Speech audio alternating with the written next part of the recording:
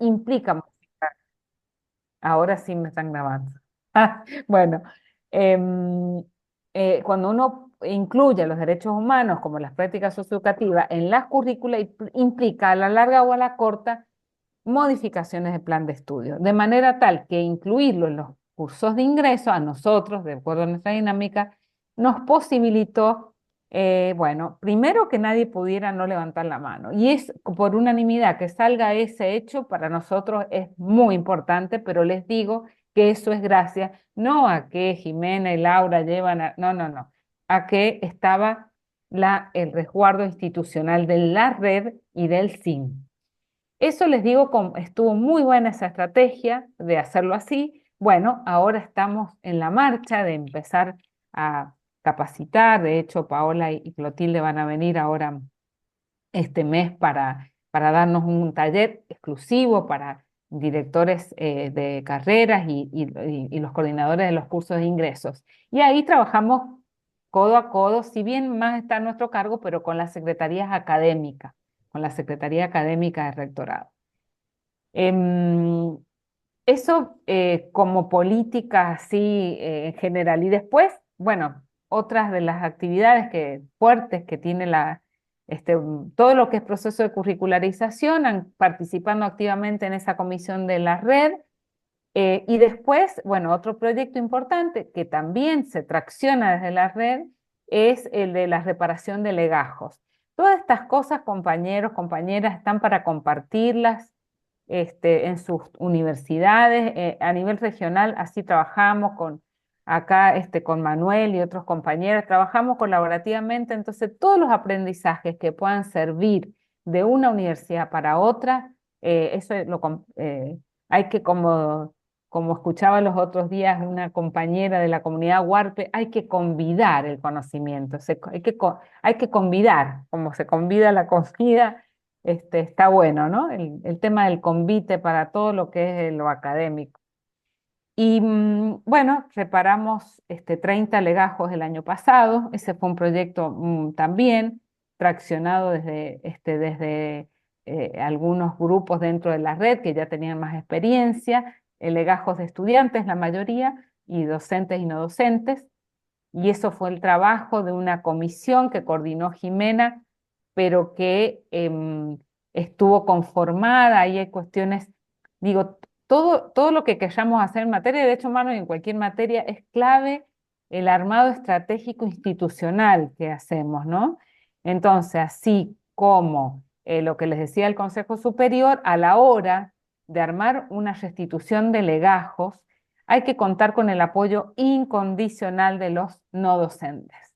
Sin los no docentes eso no se puede hacer. Por lo tanto, conformamos una comisión que coordinó Jimena con no docentes de cada facultad y sí, de cada facultad y cada instituto, Jimena, ¿no? De preuniversitario. Entonces, bueno, fue una tarea de un año aproximadamente, recolectando información hasta que el día 10 de diciembre se le entregó a los familiares o amigos, en el caso de no haber familiares, esos legajos reparados. Quedan aún, pero bueno, ahora estamos en proceso eleccionario nosotros y seguimos, lo vamos a hacer, la restitución de los legajos de quienes fueron exonerados de las universidades.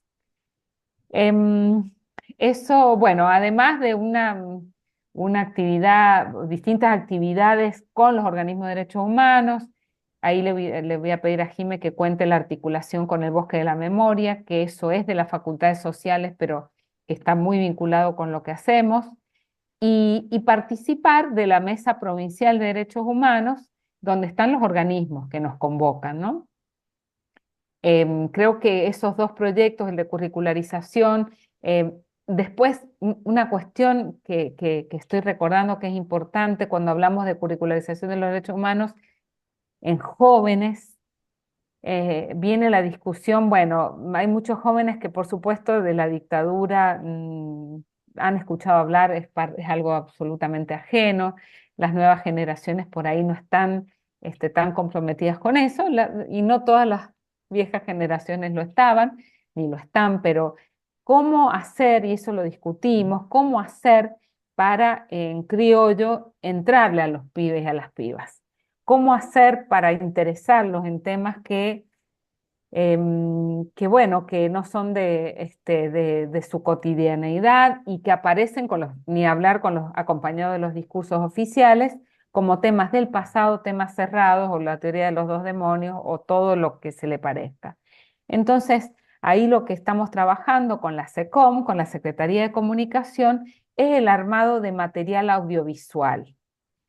Y, y eso fue una idea de Jime, por lo que me acuerdo, de trabajar, entrar por el tema del derecho a la educación, entrar como primer derecho por ahí, el derecho a la ciudadanía. ¿Qué es ser ciudadano universitario? ¿Qué es esto del derecho a la educación y qué significa ser ciudadano universitario? Entonces, bueno, ahí estamos haciendo material, lo más dinámico, audiovisual, entretenido, para trabajar en los cursos de ingreso. Imaginen que son pibes y pibas de 17, 18 años, como la mayoría, ¿no? Entonces hay que buscar la vuelta ahí para trabajar el tema de los derechos. No solo es memoria, verdad y justicia, pero para nosotros es un tema prioritario también. Son todos los derechos, entonces dijimos, bueno, empecemos por el derecho a la educación. Em, Jiménez, si querés contar lo del Bosque de la Memoria, que me parece que eso es importante como proyecto y cómo lo articulamos. Gracias, Laura. Buenas tardes a todos y a todas. Sí, el bosque, cuentos cortitos, así no se hace tan extenso, pero el Bosque de la Memoria es un espacio de memoria que crea un grupo de no docentes en la Universidad Nacional de San Juan en el año 1995 con la intención de conmemorar, recordar y generar un espacio de vida de las personas desaparecidas y asesinadas en la provincia de San Juan. En ese momento habían 65 personas en la nómina, en el 95 y se hicieron 65 árboles que lo hicieron a mano, cosido a mano estuvo ese parque, ese bosquecito, con la intención justamente de conmemorar y de recordar. Por mucho tiempo ese lugar fue un lugar donde las madres y los familiares iban a encontrarse con los recuerdos. También, como sucede con algunas cuestiones institucionales, se abandonó durante muchos años, las gestiones abandonaron el espacio del bosque, se secaron muchos árboles, se rompieron las placas. Sin embargo, siempre fue un lugar de resguardo para que los estudiantes y las estudiantes se sentaran a estudiar y a compartir unos mates y unas semitas sanjuaninas allí en la siesta. Y en el año 2021 desde las facultades sociales, desde la gestión de las facultades sociales, deciden ponerlo en valor como espacio de memoria. Y allí nosotros empezamos a articular tareas desde el programa de Derechos Humanos de la Universidad Nacional de San Juan. Ese proyecto tuvo como tres líneas de trabajo. Uno era la reparación, la restauración arquitectónica, con la reparación de los árboles y las placas. Eh, un proceso de rememorialización que tenía que ver con volver a construir narrativas de memoria de aquellas personas desaparecidas y la actualización de la nómina que el año pasado hemos terminado de trabajar esta nómina y hemos considerado, o sea, hemos encontrado alrededor de 150 personas asesinadas y desaparecidas vinculadas a la provincia de San Juan. Todo el trabajo que se hace en el bosque se hace con las organizaciones, de manera colaborativa. Allí no hay proyecto que no se trabaje con las organizaciones.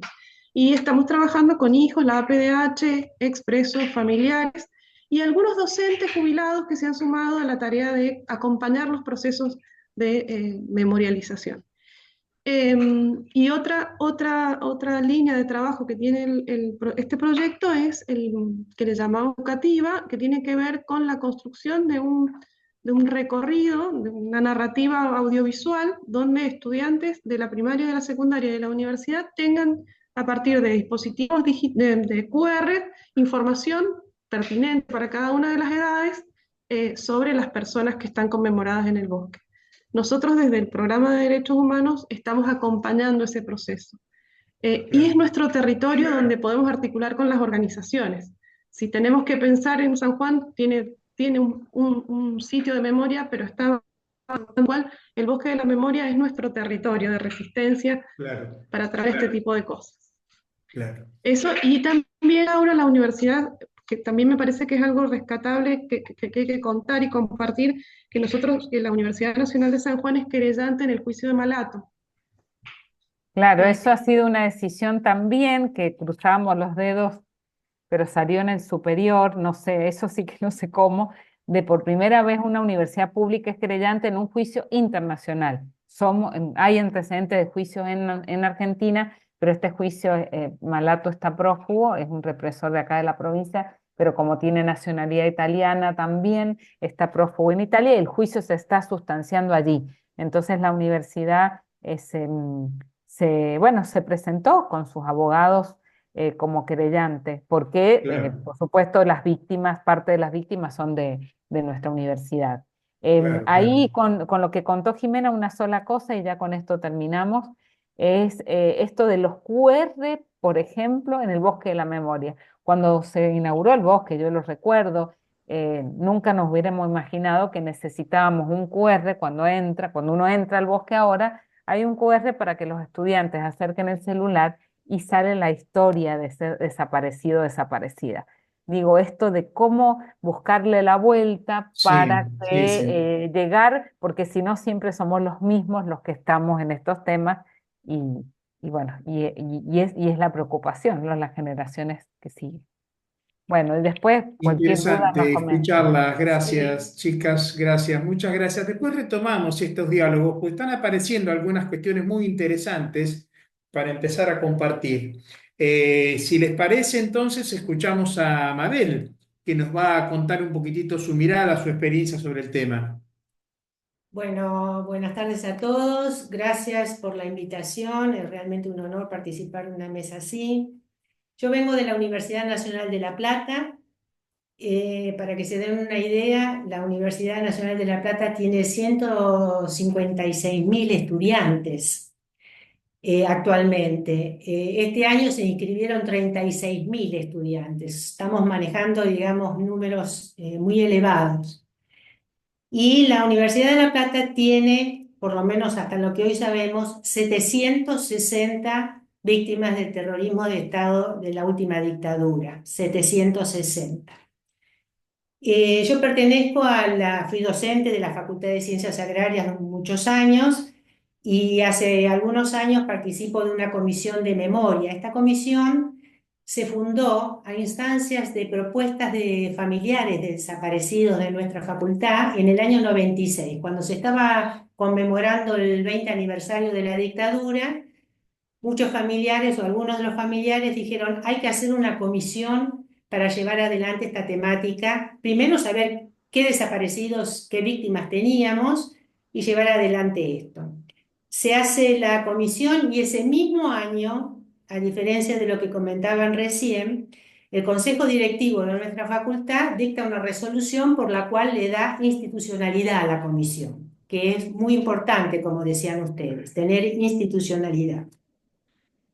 Nuestra facultad en particular, al día de hoy, y decimos al día de hoy porque, para que se den una idea, hace cosa de 6 meses tuvimos la denuncia de una hermana de otro muchacho que no teníamos en nuestras listas desaparecido, así que esas listas siempre están abiertas, siempre están trabajándose. Tenemos 21 víctimas al día de hoy. Es una de las facultades de menor número de estudiantes en la universidad, la de Ciencias Agrarias y Forestales, y de menor, por lo tanto, número de víctimas. Para que se den una idea, por ejemplo, la Facultad de Medicina ha tenido 160 víctimas de la dictadura, solo la Facultad de Medicina en el término de 2 a 3 años. Bueno, esta comisión es una comisión abierta, plural, hay docentes, hay no docentes, hay estudiantes, es abierta y plural. Y trabaja desde aquel entonces en varias líneas. Cuando hablamos de derechos humanos, yo siempre divido los derechos humanos en dos grandes capítulos. Un capítulo es la memoria, la verdad y la justicia, que es nuestra historia reciente, que es muy importante trabajarla en las instituciones de educación superior, porque la reflexión sobre ese periodo hace a nuestro presente. Y por otro lado, tenemos derechos humanos que afortunadamente hoy la sociedad está poniendo en juego, que es la no discriminación, la aceptación de la pluralidad, etcétera, etcétera, etcétera. Bueno, nuestra comisión aborda el primer ítem de los que estoy mencionando, es decir, la memoria, la verdad y la justicia. Afortunadamente, la Universidad de La Plata en su rectorado tiene una Secretaría de Derechos Humanos que está a cargo de la doctora Verónica Cruz, muy activa, apoya mucho todas las actividades relacionadas con la temática y dentro de esta Secretaría de Derechos Humanos tiene una subsecretaría que es la de Memoria y Reparación Histórica, que está a cargo de la doctora Guadalupe Godoy, que es abogada y ha participado en numerosos juicios de lesa humanidad. Bueno, ahora concretamente, ¿qué hace mi comisión? Mi comisión, bueno, ya en aquel año, en el año 96, arma un taller, me hiciste acordar cuando hablaste del bosque, arma un taller, también plural, abierto, para diseñar con los ingenieros forestales paisajistas de la facultad un jardín de la memoria, que es un jardín que está entre ciencias agrarias y forestales y las ciencias veterinarias. Cada objeto, cada planta, cada cosa en ese jardín, por supuesto con señaléctica, está diseñado en ese taller y tiene un sentido relacionado a la memoria. Es decir, tenemos un jardín por el cual transitan nuestros estudiantes y todos los días están leyendo o están viendo algo relacionado con aquel periodo.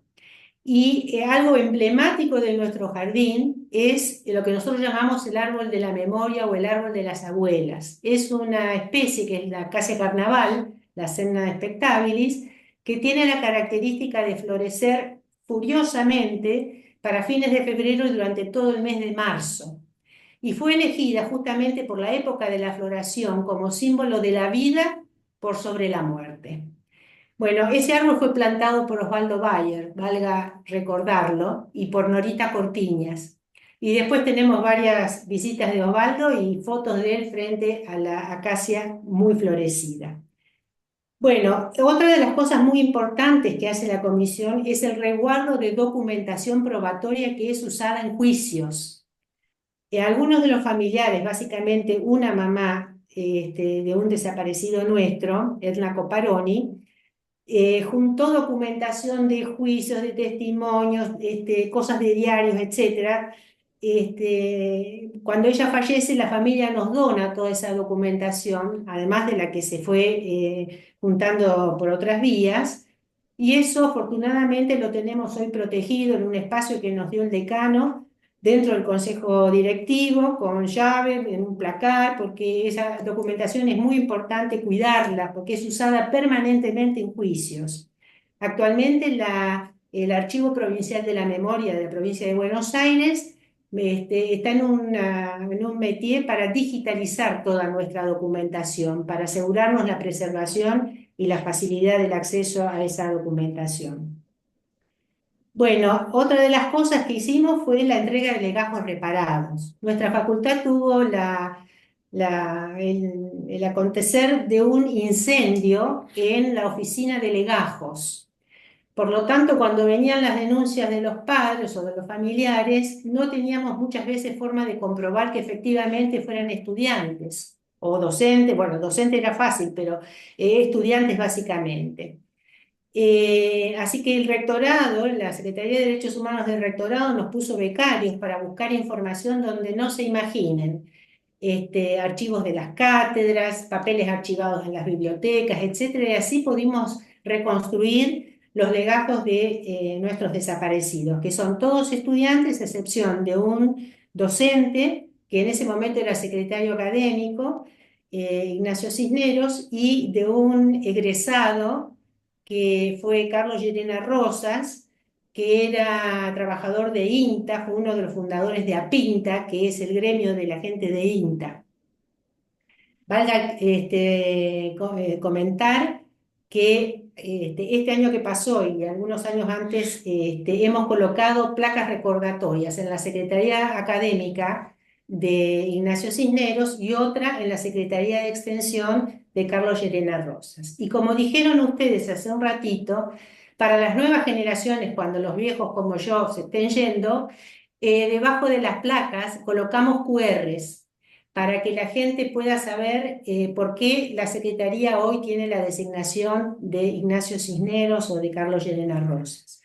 En esos QRs están, el contenido está en la página web institucional, donde están las biografías de esas personas y de otras que no tienen placa. Bueno, esos legajos con mucho esfuerzo se reconstruyeron en el año 23, se entregaron en un acto, fue un acto muy emotivo, muy emotivo.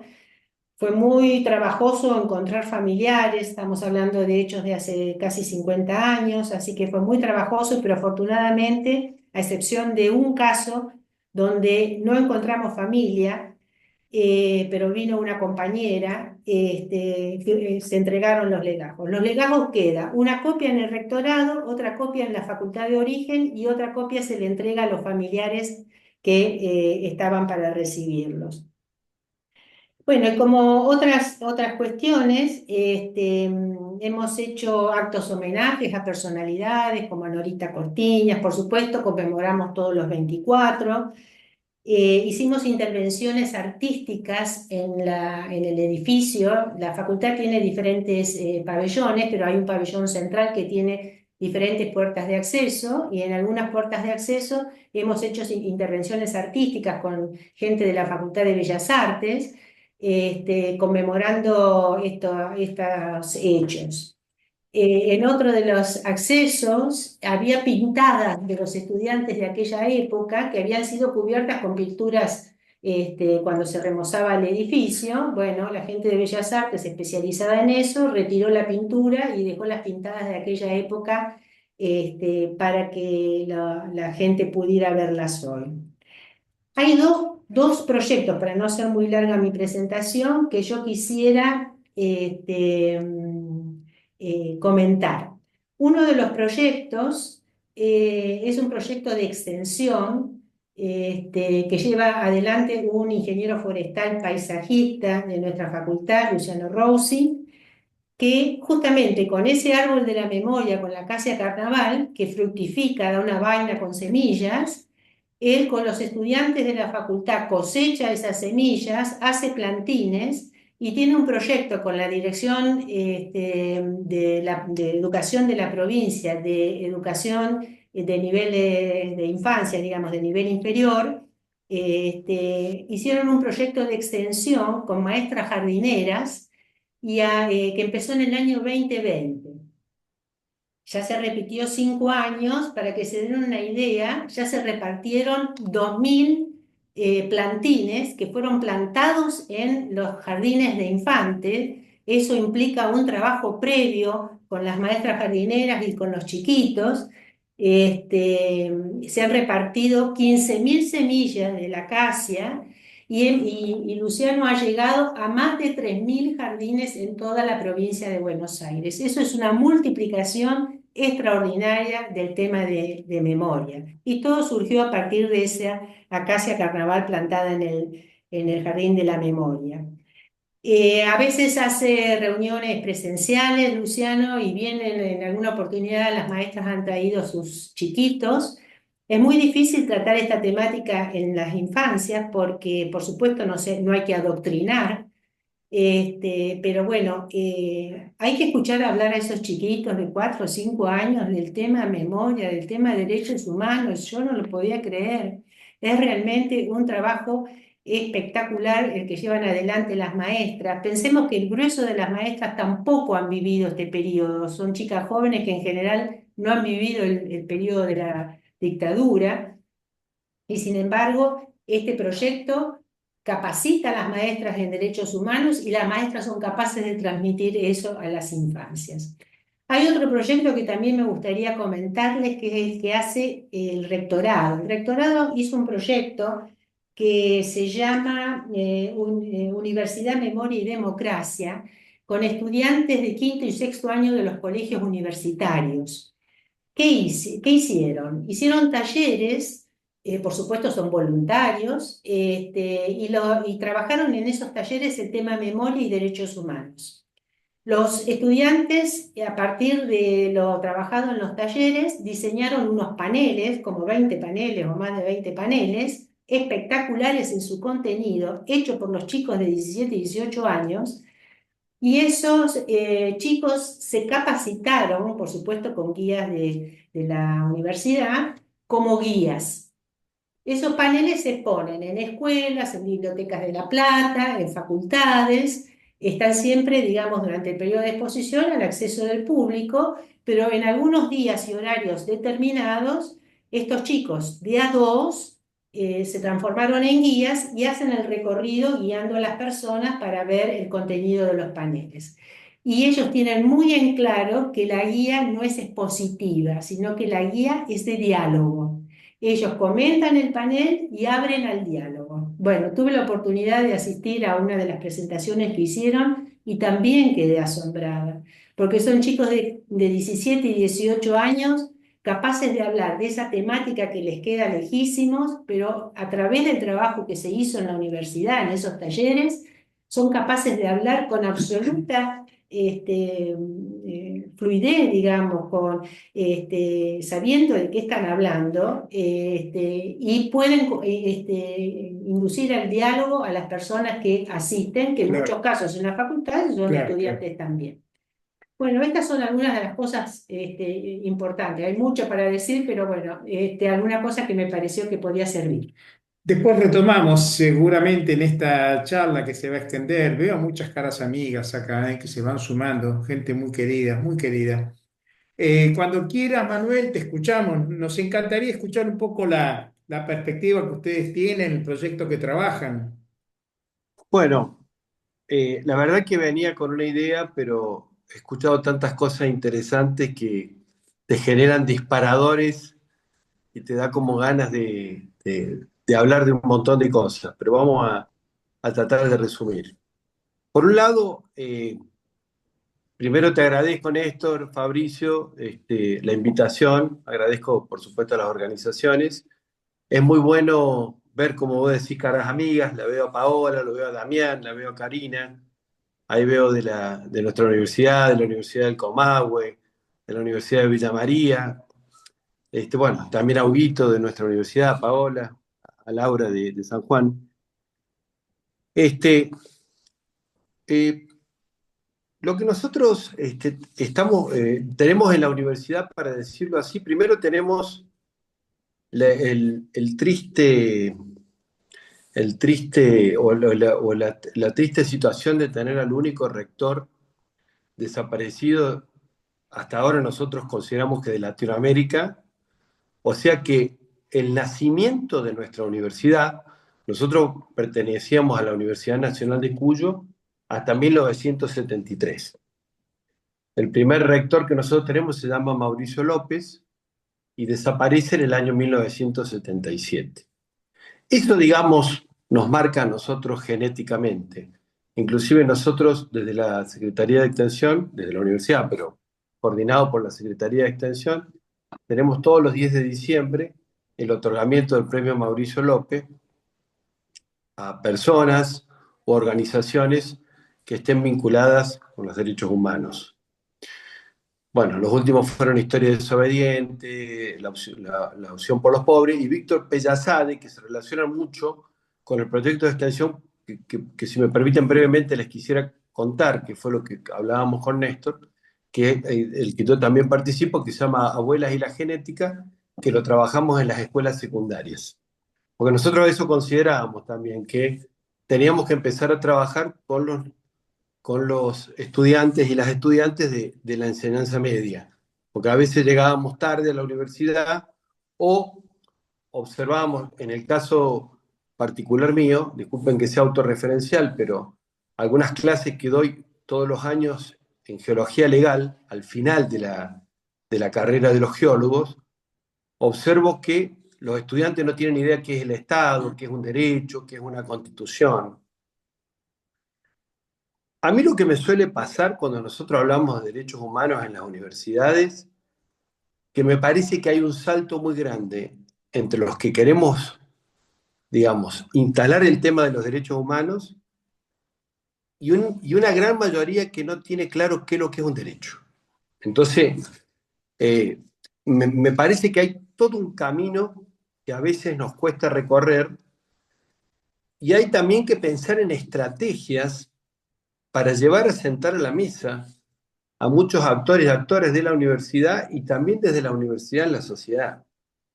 Por esto que les digo, porque nos encontramos con un montón de estudiantes que egresan de la Universidad Nacional y que no tienen claro estas cuestiones. Es decir, por ejemplo, que la universidad es una universidad pública y que pertenece al Estado y que los docentes que les dan clase son pagados por el Estado. Parece que esto no es una obviedad, pero estamos cansados de ver obviedades que no son obvias, digamos, y que no se toman y que alguien la financia, que la financia nada menos que el pueblo, y que generalmente son los, a veces, los sectores que no van a la universidad. Y hay que tener cuidado con esto, porque también este es un argumento de los que dicen que después hay que arancelar la universidad.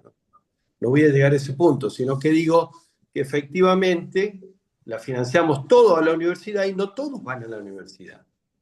Entonces, la otra vez cuando hablábamos en las jornadas de curricularización de la extensión, que vuelvo a agradecerte, Néstor, Fabricio y especialmente a Laura que está presente, que participaron el 21 y 22 de abril en la Universidad de San Luis, que hablábamos de la curricularización, decíamos, nosotros tenemos, digamos, o sea, tenemos disposiciones del SIN que nos hablan de los derechos humanos y nos hablan de la curricularización de la extensión. Pero tenemos algo que está muy por encima del SIN, que es la Constitución Nacional y los tratados de derechos humanos que tienen jerarquía constitucional. Y ellos nos dicen que el derecho a la educación superior es un derecho humano y que el conocimiento que produce la universidad es un bien público. Entonces, digamos, ahí, y que también es un derecho humano, lo dice la Ley de Educación Superior, conectada con el Pacto Internacional de Derechos Económicos, Sociales y Culturales.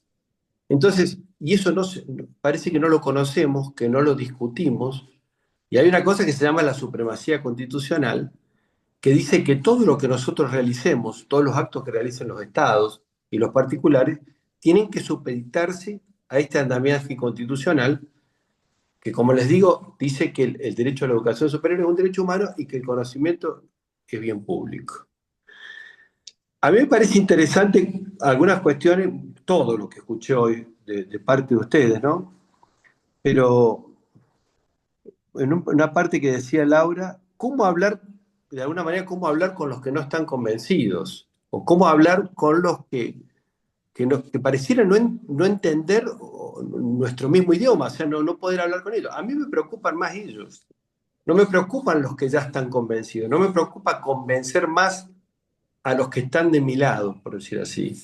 Entonces, ese es el gran tema que me parece que nosotros tenemos que abordar. Y en esa preocupación, nosotros en este proyecto de extensión que se llama Abuelas y la Genética, cuando vamos a los colegios secundarios, lo que hablamos es todo lo que implicó el tema de abuelas, todo lo que implicó en cuanto a como fenómeno de construcción social y política, y también el trabajo de la lucha por la identidad. Porque, ¿qué pasa? Cuando ellos buscaron a sus nietos y trataron de legitimar, primero de empujar a McLean, empujar a Víctor Pellazade, que como les digo, hace 3 años nosotros le dimos el premio a Mauricio López, de que crearan ese índice de abuelidad porque no estaban los padres para poder determinar la identidad de los nietos, empujaron los límites de la ciencia. Y no solamente empujaron los límites de la ciencia, sino también empujaron los límites de los derechos, porque después, bueno, la jurisprudencia e inclusive la Convención Internacional de los Derechos del Niño, ahí estaba fijándome hace un rato, actualizado cuántos países la han adoptado y son 196 países.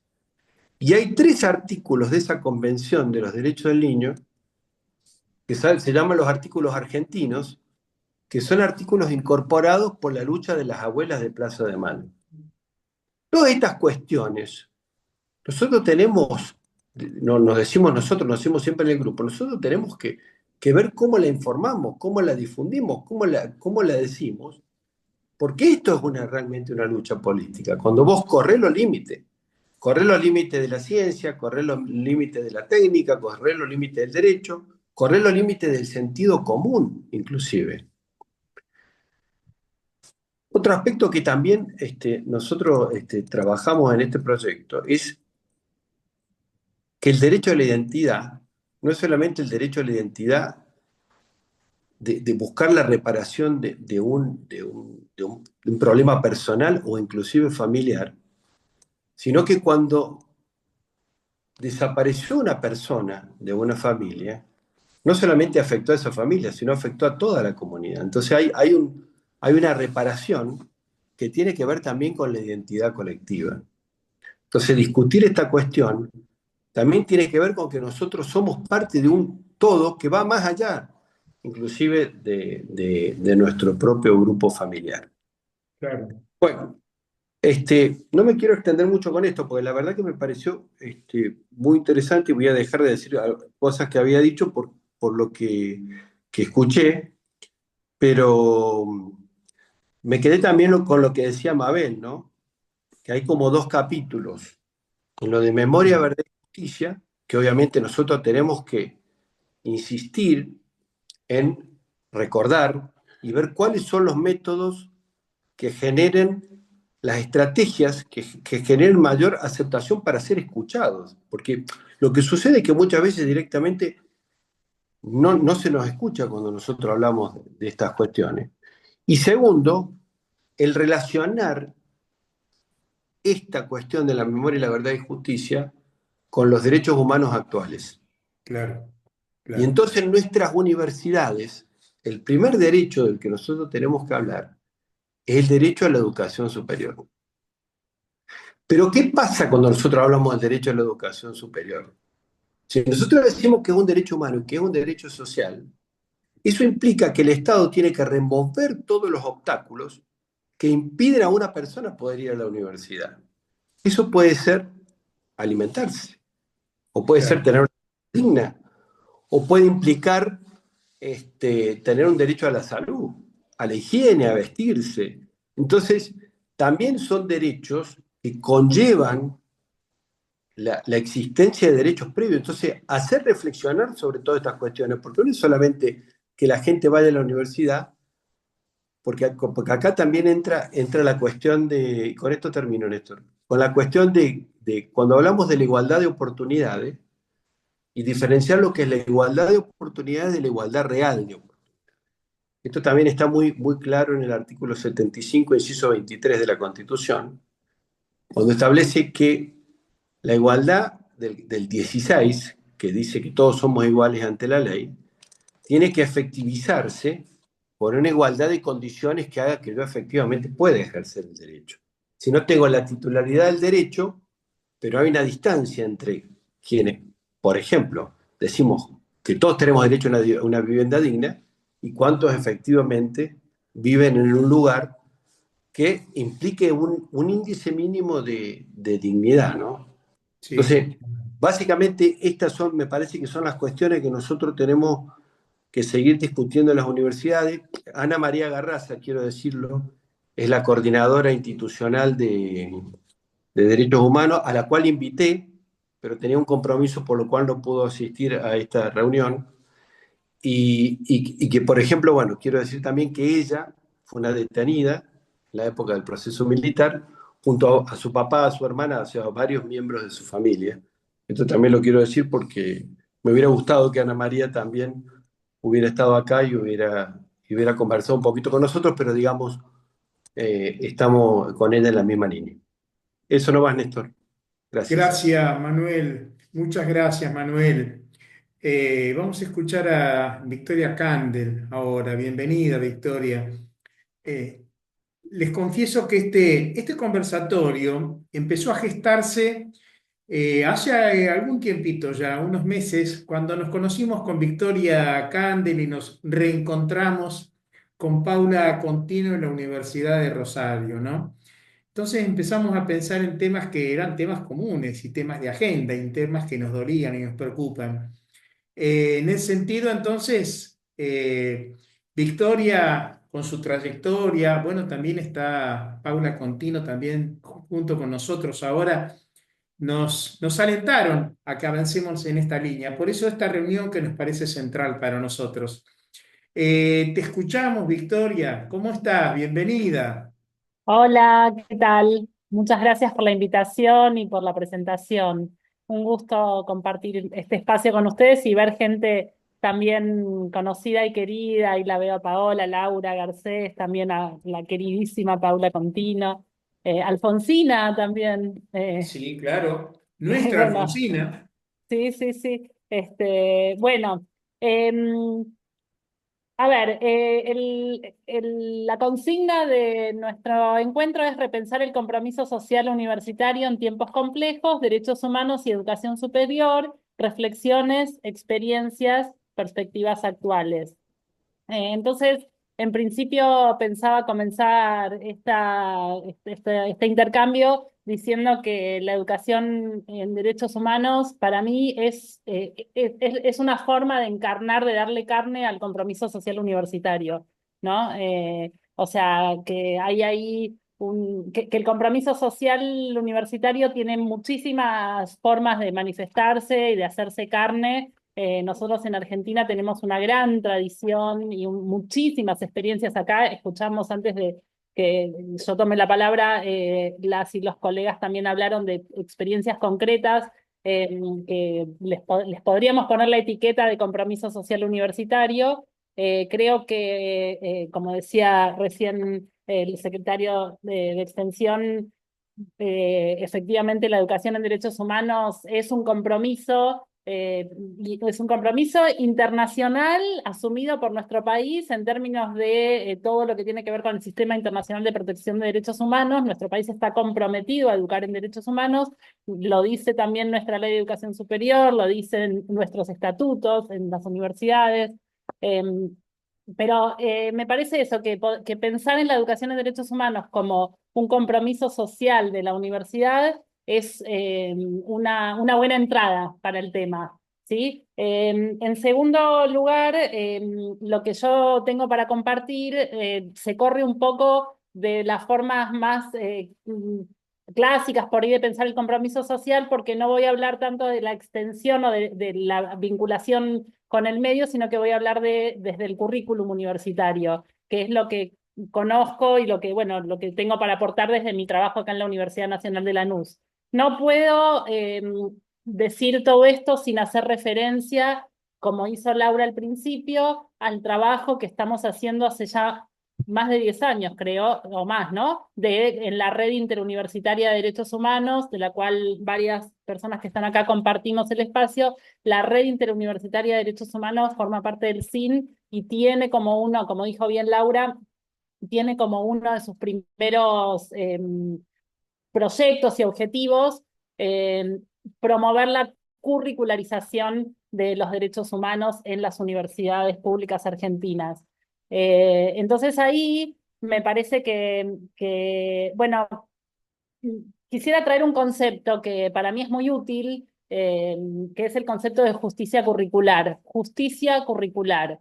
Es un concepto con el que me topé hace unos años y que hace referencia bueno, es un concepto pensado por una investigadora pedagoga australiana, o sea, fue pensado para otro contexto, y por ahí trabaja con elementos de justicia social y de inclusión social, pero me parece que podemos hacer una traducción de ese concepto para decir que la justicia curricular es una reivindicación o también un marco conceptual que nos permite pensar en un currículum universitario eh, de, abierto y preocupado, o que tiende lazos con el afuera de la universidad, desde ya, con el afuera de la universidad y con muchas de aquellas cosas que habitualmente no entran a la universidad.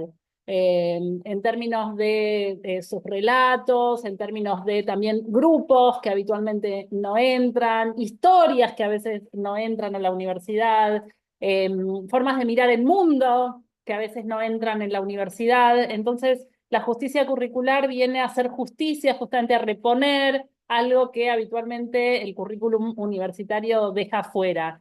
Y para mí enseñar y aprender en clave de derechos humanos tiene que ver con hacer un poquito de justicia curricular, o sea, un poquito de hacer del currículum universitario un proceso que esté comprometido con ese entorno, ¿no? Y con nuestra historia, con otros valores, y por otro lado también pensar que la universidad es un espacio de formación profesional, por supuesto, esa es la misión fundamental que tiene la universidad. Tenemos el compromiso de formar buenos profesionales en todos los campos del saber. Tenemos un compromiso que asumimos con la sociedad, también con el Estado, que nos da los fondos públicos. Pero pensar pensar esa formación profesional en clave de justicia curricular invita a evadir o a sortear algo que a veces se dice que la educación tiene que ser neutral, ¿no? La educación nunca es neutral, la formación, incluso la formación técnica o la formación profesional no puede ser neutral. Nosotros cuando pensamos en clave de justicia curricular podríamos pensar en la formación de uno o una profesional con una mirada del mundo, ¿no? Con una mirada sensible respecto de los que sufren, con una mirada comprometida con el cambio social, con una mirada que está pensando, no sé, digamos, en aquellos que habitualmente, para los que la universidad no fue pensada. Es decir, todo eso es parte de formar un profesional con perspectiva de justicia curricular. Todo esto lo digo como introducción y también una cosa que quería decir como introducción es que uno de los principales contenidos del derecho a la educación en el plano internacional, en el campo, en el plano de la educación, del sistema internacional de protección de los derechos humanos, uno de los principios fundamentales es que todas las personas tienen derecho a recibir educación en derechos humanos. No es un derecho a recibir educación solamente, sino un derecho a recibir educación en derechos humanos, porque la educación en derechos humanos es un derecho que abre o que habilita otros derechos, es como un derecho llave que habilita otros derechos. Entonces, ese ejercicio, esa garantía de ofrecer una educación en derechos humanos también forma parte de esta noción de justicia curricular. No solamente educar, sino educar en perspectiva de derechos humanos.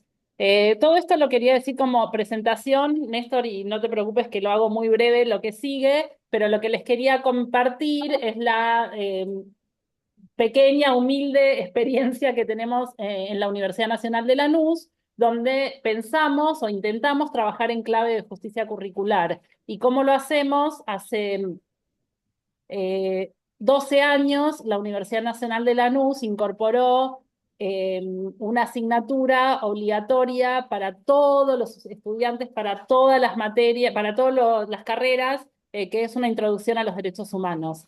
Todos los estudiantes tienen la obligación, digamos, de cursar esta materia, así como cursan informática o inglés, como las materias transversales, bueno, también tienen que tener una formación en derechos humanos.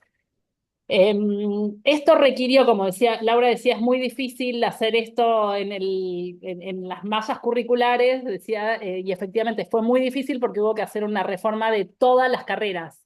Esta es una universidad que no es tan grande, tiene unos 21.000 estudiantes, tiene 25 carreras de grado, o sea, digamos, dentro de las estructuras de las universidades, por ahí es más de las medianas, no es de las grandes. Pero fue creada en el año 95, tampoco es de las más viejas. Pero bueno, teniendo en cuenta todo esto, lo que se hizo en el año 2013 fue incorporar un proceso de reforma curricular gigante que hizo que todas las carreras tengan en su segundo año, porque eso también fue una discusión, lo que queríamos era que sean estudiantes que puedan pensar sus profesiones en diálogo con los derechos humanos. Entonces, digamos, bueno, optamos por habilitar el espacio para estudiantes que ya tengan algún recorrido en la universidad y en sus carreras, ¿no? Y entonces, yo solo les cuento muy rápidamente cómo está organizado. Es una asignatura que tiene 4 unidades. Tiene una unidad general que es como una introducción es introductoria. Imagínense, es muy difícil construir un lenguaje compartido porque tenemos estudiantes que estudian ingeniería, o que estudian enfermería, o que estudian ciencias políticas, o traductorado de inglés, o sea, y todos los tenemos en el mismo aula. Y una cosa que tratamos de hacer es construir un lenguaje común, pero claro, nuestros textos y nuestra propia formación como docentes está muy influenciada por las ciencias sociales. Entonces, a veces es difícil construir un lenguaje común para dialogar con estudiantes que vienen. Hoy le tomé final, por ejemplo, a un muchacho que estudia logística, planificación logística. Eh, y bueno, pero tienen que, entonces él me decía, fue muy difícil, pero bueno, también fue un desafío poder aprender o pensar en esta clave, ¿no? Bueno, entonces tenemos una primera unidad que es muy general, que es Introducción a los Derechos Humanos, y partimos de la Declaración Universal y partimos de un poco pensar la figura del genocidio y bueno, y todo el desarrollo, la creación, la generación del consenso, de un consenso respecto de la Declaración Universal de los Derechos Humanos. Trabajamos con algunas herramientas del sistema internacional, y esto lo hacemos, y la segunda unidad es sobre memoria, verdad y justicia en Argentina. Y decidimos empezar por esa entrada internacional, no solo por un tema cronológico, sino también porque y ahora lo reforzamos esto con los tiempos que estamos viviendo, como mostrar que los derechos humanos tienen que ver con un consenso mundial, ¿no? Y no solamente con tienen un anclaje local, un anclaje nuestro, argentino, por supuesto, y una relectura que tiene que ver con nuestra historia, pero que también es algo que tiene que ver con un compromiso internacional. Eh, bueno, entonces tenemos esta primer parada, que es la Declaración Universal, y bueno, desmenuzar un poco algunos tratados, alguna cosita mínima en funcionamiento del sistema internacional. Una segunda unidad que habla sobre el proceso de memoria, verdad y justicia, y entonces ahí cómo anclan los derechos humanos en Argentina, y trabajamos mucho sobre activismo, sobre, bueno, un poco, sí, reponer cuestiones históricas del propio proceso de la dictadura, pero también trabajar sobre el rol de la sociedad civil y sobre el activismo y todo lo que tiene que ver con el trabajo. Ahí lo nombrabas a Penchazade, bueno, todo el trabajo con abuelas, madres, hijos, el rol de la sociedad civil en la construcción de la memoria.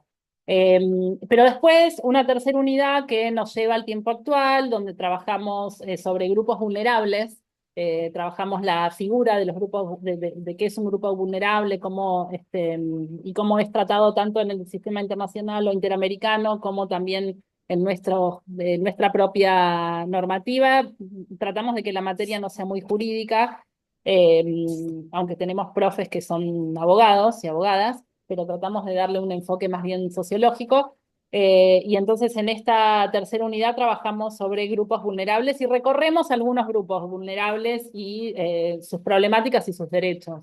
Entonces trabajamos temas de discapacidad y derechos humanos, personas migrantes y derechos humanos, bueno, género, mujeres, diversidades sexuales y derechos humanos, y después trabajamos racismo también y derechos humanos, y trabajamos la noción de aporofobia, o sea, la pobreza, el vínculo, el cruce, o no sé, la lectura de la discriminación, los efectos de la discriminación contra las personas pobres.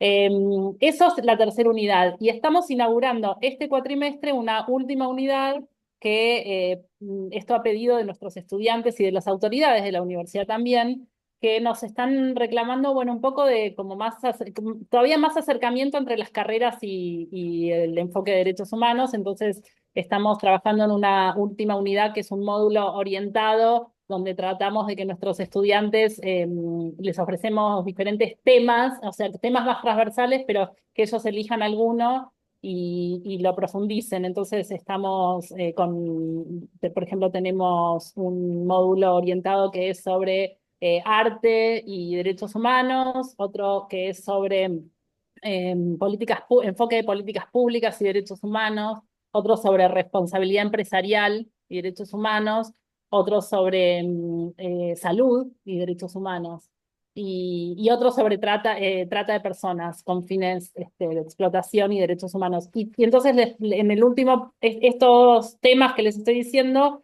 ellos tienen que elegir uno y bueno, mirar estamos preparando unos materiales audiovisuales y unas lecturas y algunas actividades y van a elegir en función de sus carreras, ¿no? O sea, tratamos de que sean temáticas que los acerquen a sus carreras. Así que bueno, la idea de esto es reforzar esa noción de justicia curricular y construir o contribuir en lo que podemos a la formación de profesionales con enfoque de derechos humanos. Ahora, y para terminar, esto es algo por ahí que pensamos que es necesario, pero de ninguna manera es suficiente. Es Claro, necesario, pero no claro. suficiente para lograr finalmente un profesional con enfoque de derechos humanos, ¿no? Porque mientras los escuchaba pensaba que todas las experiencias de extensión crítica que ustedes desarrollan son muy potentes y son muy formativas. Entonces, digo, no es ni una cosa ni la otra, tal vez, ¿no? Nosotros desde el currículum universitario, pero también me parece que desde las prácticas de extensión crítica es fundamental, bueno, como ir formando, ¿no? Desde diferentes lugares para contribuir o para terminar, o para, no terminar, pero para colaborar en la formación de un profesional con perspectiva de derechos humanos, atendiendo a esa responsabilidad que tenemos como instituciones educativas de garantizar el derecho a recibir educación en derechos humanos. Así que es eso. Gracias, gracias Victoria. La verdad que interesantísima. Todas las experiencias que hemos escuchado súper interesantes.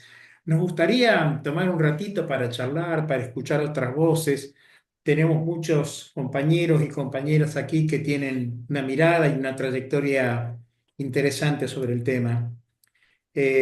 ¿Alguno de ustedes quiere hacer algún comentario? Bienvenidos todos. Yo, si me dejas, quisiera hacer un comentario. El tema de incluir en las currículas, en los programas, temas, digamos, cursos específicos sobre derechos humanos, es, como lo dijiste antes, bastante complicado en algunas universidades porque no todos estamos en la misma línea de pensamiento. Es muy difícil. Pero sin llegar, digamos, a hacer asignaturas específicas, me parece que hay otras posibilidades para quienes no tenemos la chance de ponerlo en las currículas, que es, por ejemplo, llevar adelante talleres, mesas redondas, simposios, es decir, actividades, por supuesto, de asistencia voluntaria, que convoquen a la discusión y al intercambio de ideas sobre la temática. A mí me encantaría tener una asignatura específica, pero es muy difícil en nuestra universidad lograrlo, muy difícil. Pero tal vez uno puede seguir estas otras vías alternativas, no serán tan generalizadas en el alumnado, pero bueno, a alguien llegamos. Hay otra cosa que, 2 minutos y termino, que a mí me está preocupando últimamente muchísimo. Gente de mi generación que ha vivido aquella época, hemos pasado por un periodo de ignorancia de los hechos acontecidos, pasamos por un periodo de negacionismo de los hechos acontecidos, pero hoy, tristísimamente, estamos viviendo un periodo de reivindicación de aquellos hechos. Y no solamente en gente de nuestra edad, sino fundamentalmente en los estudiantes. Miren, les voy a comentar una anécdota. Hace cosa de mes y pico atrás, cuando se hacían las movilizaciones de los docentes por el presupuesto universitario, los salarios docentes, etcétera, en mi facultad se hicieron clases públicas en la avenida que está en el frente del edificio. Y unas estudiantes me pasan unas capturas de pantallas de un grupo de estudiantes que decían: a estos docentes hay que mandarle los Falcon verdes, vas a ver cómo se dejan de hacer estas cosas. A mí me pareció terrible que en este momento, donde tenemos en la palestra derechos humanos tan pensados, elaborados por la sociedad en su conjunto, hemos hecho un retroceso a ese punto. Entonces, mi preocupación es cómo llegar a reflexionar, a hacer pensar a los estudiantes de qué estamos hablando. ¿Mm? Es realmente una preocupación muy grande. Estamos en una vuelta atrás, y bueno, ustedes lo sabrán,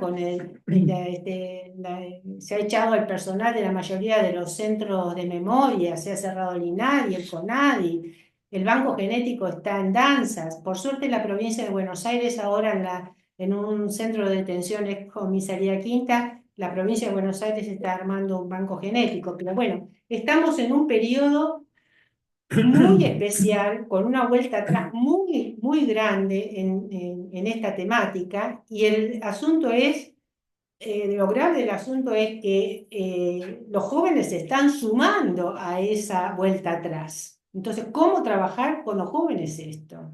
Sí, claramente aparece en común en estas exposiciones, en estas ideas, esta preocupación. Hola Paula, ¿querías comentarnos algo? ¿Cómo estás? Bienvenida. Hola, buenas tardes, buenas noches a todas y a todos. Qué gusto poder encontrarnos hoy acá. Gracias, Néstor, por la convocatoria, por la generosidad, por el trabajo sostenido de años, igual que a Fabricio, que conocemos ahí todo lo que vienen haciendo por nuestra querida universidad pública.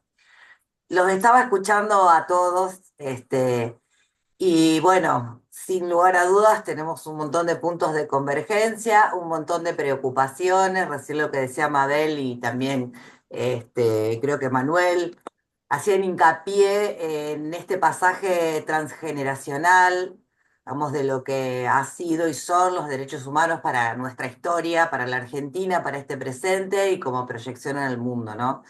Me parece que ese es un tema que tiene que ocuparnos fundamentalmente en este momento donde no solamente están acechados los derechos humanos tal cual nosotros los conocemos, sino el sistema democrático, sino los derechos conquistados a lo largo de la historia, que han sido pie fundamental de la construcción de ciudadanía a lo largo del siglo XVII, XVIII y XIX.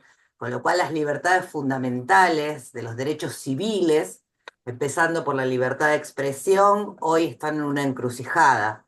Entonces me parece que quienes vivimos, habitamos y amamos la educación, amamos este campo, tenemos la responsabilidad pública, política y pedagógica de desafiarnos, a pensar, a imaginar, a tener nuevas maneras, otros modos, otras osadías, y pensar cómo convocar, cómo convocar. Y en primer lugar, siempre la primera respuesta que me aparece cuando hago esta pregunta, que nunca está cerrada, por supuesto, recurro a todo, bueno, el andar en el campo de la extensión universitaria. Yo hace muchos años que trabajo como docente en una cátedra que se llama Cátedra de Extensión entre Cuerpos y Sentidos, fui secretaria de Extensión, actualmente hace unos años ya, estoy a cargo del área de Derechos Humanos de la Universidad Nacional de Rosario, y si algo me enseñó, digamos, o hemos aprendido entre todas y todos, los que confiamos y creemos en la extensión universitaria, es la capacidad de conmover. Esa capacidad de conmover que tiene lo que nosotros llamamos la perspectiva integral. Esa mirada de conjunto integradora que tiene la extensión, que viene a poner en diálogo aquello que ha estado disociado, aquello que tiene que ver con la racionalidad y con la emocionalidad, lo que tiene que ver con los actores sociales y los actores académicos, donde yo me empecino en no hablar de la universidad que va a los territorios, sino el diálogo entre territorios, el diálogo académico y los otros espacios con los cuales nosotros necesitamos su presencia, porque no es en soledad, no es con la academia, no es con orfandad, no es con un claustro, no es con una disciplina. El conocimiento no puede ser capturado por una disciplina, por una técnica, y sobre todo en estos momentos donde a partir de escucharlos a ustedes y a tantos otros colegas, donde por supuesto me incluyo, estamos llenos de preguntas y está muy bien que nos las hagamos y no nos quedemos cómodos con respuestas que teníamos en otros momentos. Me parece que hay que con la experiencia acumulada y con cierta cuota de arrojo y de valentía, pensar.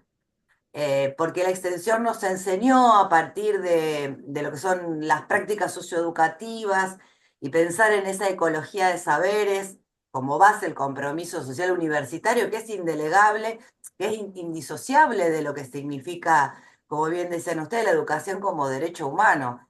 Y ese derecho comporta una obligación, que lo tenemos fundamentalmente nosotros y quienes estamos en gestión, ¿no? Y cómo, bueno, eso lo ponemos en disponibilidad de nuestros alumnos. Y me parece que todo lo que se ha dicho acá es importante y nos tenemos que dar la posibilidad de pensar en espacios convergentes. Yo por eso celebro la iniciativa de Néstor, que viene trabajando hace tantos años este tema, que abre este conversatorio, a quien también trabajamos en el campo de los derechos humanos, porque no podemos seguir dividiendo. Necesitamos de miradas integradoras, de miradas sinérgicas, de miradas que sean provocadoras. Hay que provocar, pero hay que pensar, digamos, de qué manera podemos conmover y sensibilizar. Y esto es algo que nos enseña la extensión universitaria, porque una de las dimensiones del aprendizaje es afectiva. Es afectiva y nos afectamos cuando estamos entre otros y con otros. Entonces, ¿qué dispositivos podemos imaginar?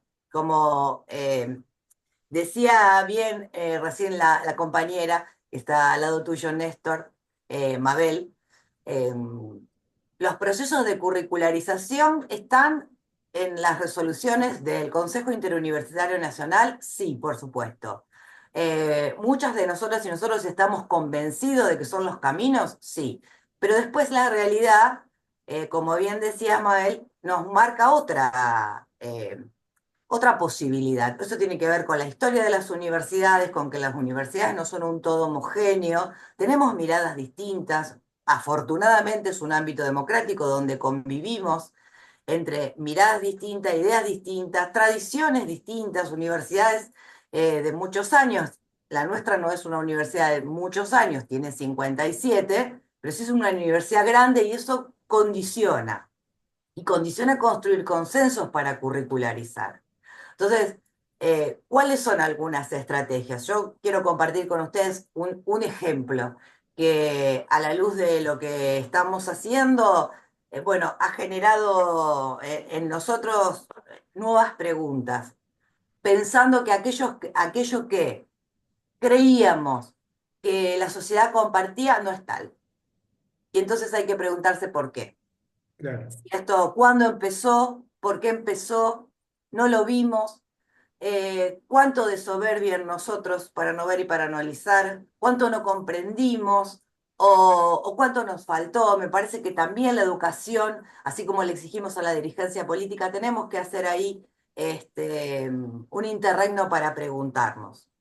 Entonces, brevemente cuento esto en relación a la curricularización y en discusión con la Secretaría Académica y por supuesto con el rector de nuestra universidad, decidimos curricularizar la visita a los sitios de memoria, que es asequible, que no implica reformas de planes de estudio, sino trabajar con los referentes de derechos humanos de cada facultad, que nosotros construimos un consejo donde hay referencias de 13 unidades académicas, con los secretarios académicos, y proponer en una materia, si es afín mejor, y si no, construir las condiciones de posibilidad para que los docentes se tomen al menos, como piso, 2 clases o 3, incluidas en su programa de la materia, para trabajar contenidos teóricos, ir al sitio de memoria y volver y retrabajar.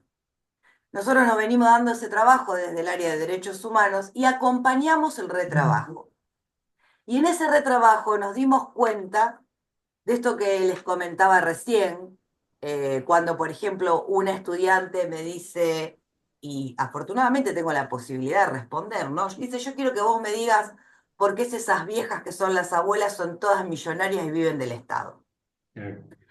Otra, por ejemplo, me dice, efectivamente entendí ahora, después de muchos años, esto tiene que ver también con que circulamos en distintas aulas, con distintos perfiles sociales y culturales.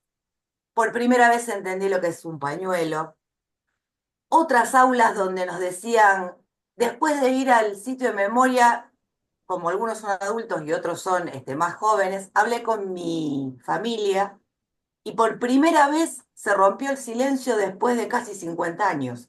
Y Claro. contaron cosas que habían vivido y les preguntaron y se generó un diálogo. Porque lo que nos sucede también ha tenido que ver con un silencio y con dar por sentado. Me parece que hemos dado por sentado. Y yo ahora saben qué ejercicio hago cada vez que me paro delante como yo soy siempre la misma y envejezco, y mis estudiantes tienen siempre 19 años, le pregunto en qué año nacieron, para no dar nada por sentado. Entonces me Claro. parece que este es un ejercicio, humildemente, creo, que con toda la perplejidad, con todo el dolor de lo que estamos atravesando y sin respuestas y con la necesidad de conversar entre nosotros y nosotras estos temas, me parece que desandar nuestros pasos, mirar, revisitar, tratar de mirar con ojos nuevos y buscar dispositivos que tengan la capacidad de conmover, como nos enseñan los procesos de extensión, las prácticas socioeducativas y el compromiso social universitario, que no es por fuera de la afectividad. Aquello que no me conmueve, que no me convoca, no me moviliza. Y si Claro. nosotros damos la discusión teórica y abrimos la puerta también para pensar en estos términos, seguramente vamos a lograr otros efectos, otras respuestas, no sé cuáles, pero con que nuestros estudiantes se vayan con una pregunta nueva a sus hogares, a discusión, o abrir el aula, vamos, flexibilizar, romper un poco las fronteras y crear un aula mucho más permeable, un aula social, como nos gusta en la cátedra pensarlo, creo que es obligación y desafío. Gracias, Paula. Siempre es lindo escucharte. Esperanzador. Gracias. A Hola, vos. Damián. ¿Cómo estás? ¿Nos querías comentar algo? Te escuchamos. ¿Se escucha? Sí, perfecto, Damián. ¿Cómo estás? ¿Qué tal? Buenas tardes a todos, a todas. Néstor, Fabricio, gracias por seguir generando estos espacios de debate y de construcción colectiva. Eh, Qué lindo encontrarme de nuevo con Manuel, con Laura, compañeros y compañeras de la Rexuni. Simplemente compartir muy pequeñas cosas con ustedes. Un placer escuchar, un placer conocerlo y un placer recién escuchar a Paula también. Muy interesante lo que decía, de verdad. Hoy está cumpliendo 100 años Lolín, una madre de Plaza de Mayo de Neuquén, de filial Neuquén y Alto Valle, casualidades, ¿no? De la vida. Honoris causa de la Universidad Nacional del Comahue junto a otra madre de Plaza de Mayo. Otra honoris causa es Noemí Labrune, seguramente ustedes la conocen o la habrán escuchado nombrar, referente de derechos humanos de este país. Lo primero que quiero decir es que me siento contento porque hemos hecho en la universidad en estos últimos años muchas de las cosas que ustedes hicieron mención. Tenemos nuestro bosque de la vida, hemos hecho actos de reparación histórica. Hace poquito nuestra rectora, que fue titular de Derechos Humanos a nivel nacional, participó de la entrega de legajos en la Facultad de Exactas de La Plata, porque su hermana es desaparecida y es de esa facultad. Lo habíamos hecho ya en la Universidad del Comahue, esta entrega de legajos a familiares, con lo cual digo, no estamos tan mal, ¿viste? Cuando uno mira por ahí qué está haciendo otras universidades hermanas, digo, bueno, incorporamos también hace varios años lo de derechos humanos en los cursos de ingreso, eso también viene hace bastantes años funcionando. Entonces, ¿viste? Cuando empezás tilde, tilde, tilde, bueno, venimos más o menos en sintonía con lo que están haciendo otras universidades. Simplemente a modo de aporte, y levanté la mano porque me movilizó lo que dijo Paula, esto de las miradas provocadoras o de conmover. Nosotros el año pasado tuvimos una política bastante provocadora, que asamblea mediante y reescritura del estatuto mediante, nos convertimos en la primera universidad intercultural. Digo esto porque no se habló de pueblos originarios, no se habló de intercultural. En casi toda la exposición me parece un tema fundamental incorporarlo a los derechos humanos. Quizá tenga que ver también con la particularidad de donde está nuestra universidad. No digo que quizás sea una situación fundamental para todos y todas, no tiene por qué serlo, creo que son decisiones políticas. En nuestro caso nosotros tenemos un logotipo que es mapuche, tenemos un nombre que es el Mapuzungún, que es el idioma mapuche, Universidad del Comahue. Estamos en el territorio de Wallmapu, digo, nos atraviesa muy de cerca. Estamos trabajando en un proyecto de señalética en Mapuzungún para toda la universidad. Digo, es muy propio, quizá para nosotros, a la identidad incluso de muchos de nuestros estudiantes, que de hecho se han animado en tanto a reparación histórica y o identitaria a decir yo soy mapuche porque se sienten contenidos en la universidad que caminan todos los días. Entonces, a modo de aporte, digo, está bueno incorporarlo, qué sé yo, en una cátedra transversal, en un taller transversal. Me encantó lo que aportó Victoria, me lo anoté, lo de justicia curricular. Nosotros estamos en pleno proceso de curricularización de la extensión, ahí peleando y remando muchísimo para, bueno, esto lo comenté en el conversatorio pasado, para nosotros es muy difícil tener una cátedra transversal a toda la universidad, estamos de mar a cordillera, tenemos 17 unidades académicas, pero igual estamos curricularizando, estamos buscando cómo, no sé si curricularizar la extensión o extensionalizar la currícula, pero en ese camino andamos. Y ahora voy por los derechos humanos. Digo, ahora vamos a intentar más o menos lo mismo. Por eso este conversatorio también vino justo. Ese aporte insisto, y fuera de toda demagogia, humildemente, nosotros nos animamos a darle rango estatutario. Está buenísimo empezar a incorporar el tema de pueblos originarios, el pueblo, porque hace la identidad. En un momento Victoria hablaba de la cuestión de genocidio y yo me preguntaba, ¿qué genocidios verán? ¿Verán el propio? ¿Verán genocidios externos? Digo, bueno, quizás se pueda incorporar el genocidio ni más ni menos de lo que sucedió en Patagonia o en la conformación del Estado, etcétera, etcétera. Lo tomé como algo provocador porque fue en estos momentos, fue el año pasado, fue adelante de Patricia Bullrich, fue en este gobierno. Digo, entonces, bueno, me parece muy lindo lo que comentó Paula. Hay que animarse, hay que lograr los consensos políticos, por supuesto, para que esto suceda. Pero bueno, nada, me llevo muchísimas más dudas y muchísimas más ideas con las que vine y me parece que de eso se trata. Gracias. Gracias, Damián, nuestro amigo desde el Comahue, ¿eh? Ni más ni menos que desde el Comahue. Veo comentarios, caras amigas. ¿Hay algún otro comentario, algún otro aporte? Los escuchamos atentamente.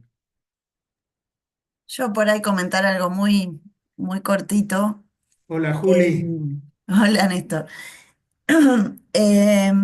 Bueno, espero no quebrarme, porque cada vez que me acuerdo de la actividad esa termino muy emocionada. Yo estuve coordinando un centro de extensión universitaria, uno de los 13 que tiene la universidad. Me tocó tuve la dicha de coordinar el centro de extensión sudoeste en un barrio, en unos barrios muy atravesados por la desigualdad. Y siempre los derechos humanos fueron nuestro bastión en los territorios del CEU.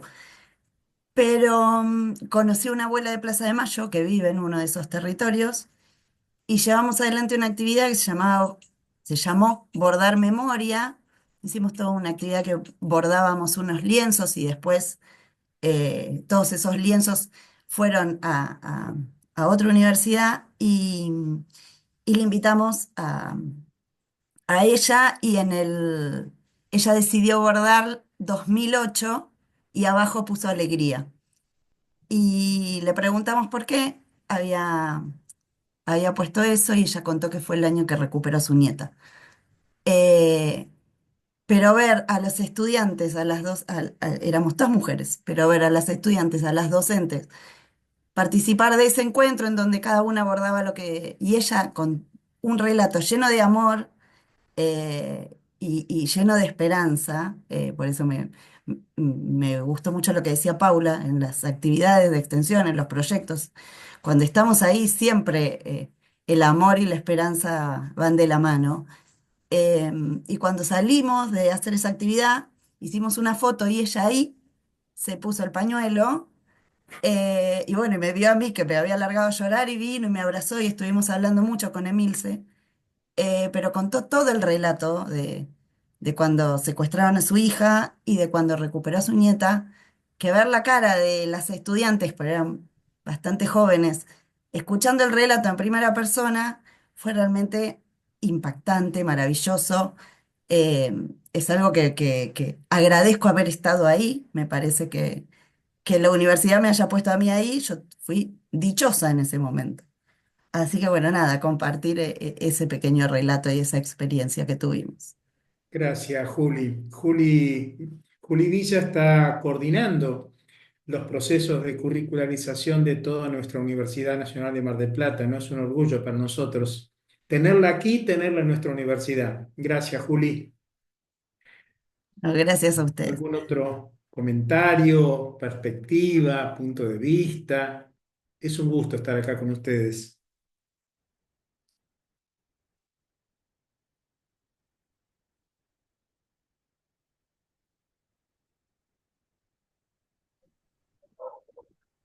Por ahí, ¿qué tal?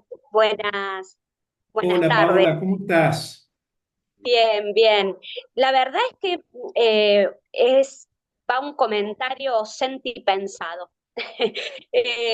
La verdad es que es esperanzador en estos tiempos de tanta complejidad ver que en este mapa tan federal que hay acá en estos cuadritos que uno eh, ve en la pantalla, hay multiplicidad de experiencias que van trabajando codo a codo junto con las nuevas generaciones, en clave de derechos humanos, ¿no? Y con una formación muy comprometida y crítica.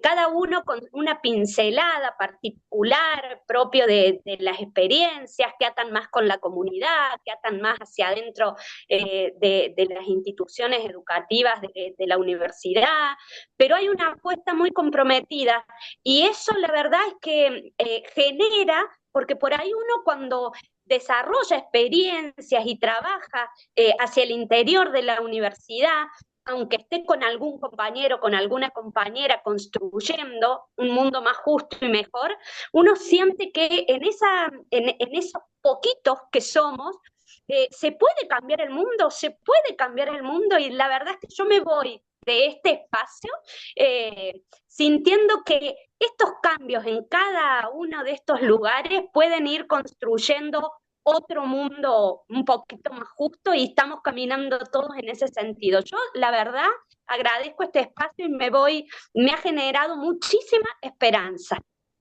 Bueno, gracias, muchas gracias, Paola.